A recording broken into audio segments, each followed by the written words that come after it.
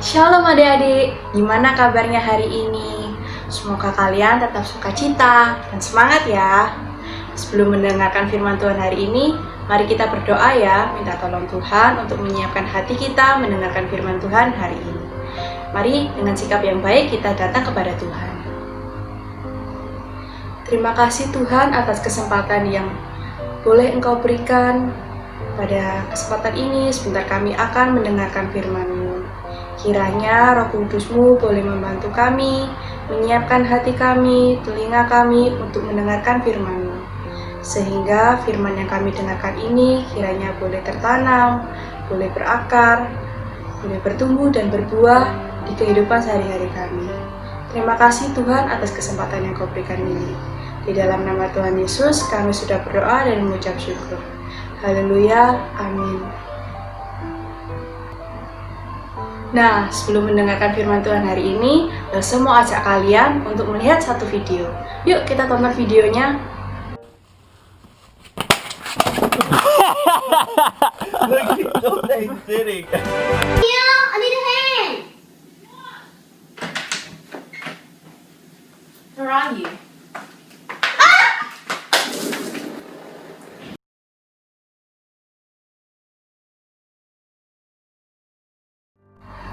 Dari video yang kita lihat tadi, apa yang bisa adik petik?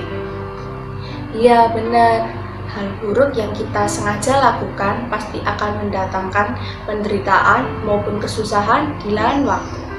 Misalnya saja ya, adik-adik tidak jujur dalam mengerjakan ujian, adik-adik menyontek.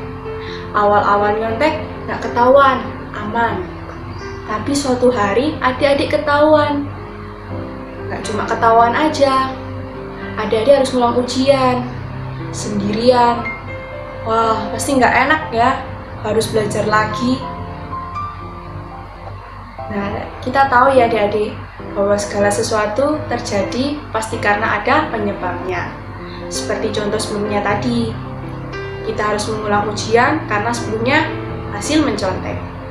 Nah, gimana kalau suatu hal terjadi kepada adik-adik, suatu penderitaan ataupun kesusahan, sementara adik-adik tidak berbuat salah? Apakah adik-adik mau menghadapinya? Atau justru ngomel-ngomel, protes? Minggu lalu, adik-adik sudah mendengar ya cerita bagaimana Ayub kehilangan segala kekayaannya, kehilangan anak-anaknya yang meninggal dalam bencana, dan bahkan Ayub menderita sakit yang sangat berat. Istri Ayub bahkan sudah tidak mau lagi tinggal bersama Ayub karena melihat Ayub yang sakit itu. Istri Ayub jijik dengan kondisi Ayub yang saat itu bentol-bentol, bernanah. Ayub terpaksa harus meninggalkan rumahnya yang indah dan nyaman untuk tinggal di halaman rumahnya. Semua orang yang melihat dan mendengar kondisi Ayub saat itu menduga pasti Ayub berbuat dosa kepada Tuhan dan Tuhan menghukumnya. Tidak terkecuali 3 teman Ayub, yakni Elifas, Bildad, dan Zofar juga berpikir demikian. Mereka datang dari tempat mereka masing-masing untuk menghibur Ayub. Ketika mereka datang ke rumah Ayub, betapa terkejutnya mereka. Ayub yang notabene-nya orang kaya pada saat itu di negeri itu harus tinggal di sebuah kemah sederhana di halaman rumahnya. Wajah dan tubuh Ayub penuh tertutup bisul atau bentol-bentol bernanah tadi. Bahkan pada awalnya ketika teman Ayub tadi, Elifas, Bildad, dan Zofar bahkan tidak mengenali kalau ternyata itu Ayub. Mereka semua menangis, merobek jubahnya, dan menaburkan debu sebagai tanda betapa mereka sedih melihat keadaan Ayub saat itu. Mereka diam bersama Ayub selama seminggu tanpa berkata apapun. Mereka melihat betapa berat penderitaan yang harus ditanggung Ayub pada saat itu. Setelah lewat 1 minggu, akhirnya Ayub mulai berbicara dengan teman-temannya. Ia mengeluh dan bercerita tentang bagaimana penderitaannya. Mendengar keluhan Ayub ketika temannya ini gantian saling menasihati agar Ayub mau merendahkan diri, mau mengaku dosa yang telah ia perbuat, agar Tuhan boleh mengembalikan kondisi Ayub seperti sedia kala. Penghiburan yang dilakukan oleh Elifaz, Bildad, dan Sofar atau ketiga teman Ayub ini tidak menyentuh hati Ayub karena mereka tidak berbicara tentang kebenaran Allah. Teman-teman Ayub tidak mengerti bahwa penderitaan yang Ayub alami bukan karena hukuman atas dosa, dan jalan keluar bagi Ayub atas penderitaannya ini bukan mengaku dosa seperti yang mereka usulkan. Ayub dan ketiga temannya tidak tahu bahwa Tuhan memang mengizinkan iblis untuk mencobai Ayub agar iman Ayub boleh semakin dimurnikan seperti emas. Ayub yang sudah ditinggalkan oleh keluarganya, anggota rumah tangganya, sekarang kecewa karena teman-temannya tidak mengerti penderitaan yang Ayub alami.